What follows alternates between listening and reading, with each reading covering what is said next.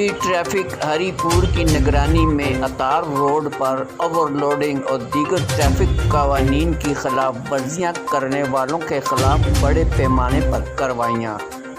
DPO Haripur Kashif Zulfikar की खुसूसी हदायत पर ज़िला भर में ओवरलोडिंग, वन व्हीलिंग, काले शीशे, कम सन राइडर्स और दीगर ट्रैफिक कवानीन की खिलाफ वर्जी डीएसपी ट्रैफिक शहजादी नौशाद गिलानी की अमरा ट्रैफिक स्टाफ के अतार रोड पर बड़े पैमाने पर कार्रवाई करते हुए ओवरलोडिंग और वन व्हीलिंग और दीगर ट्रैफिक कवानीन की खिलाफ वर्जियाँ करने वालों के खिलाफ बड़ी पैमाने पर कार्रवाई करते हुए चालान किए गए। अवामी समाजी हलकों ने इनका खैर मकदम किया।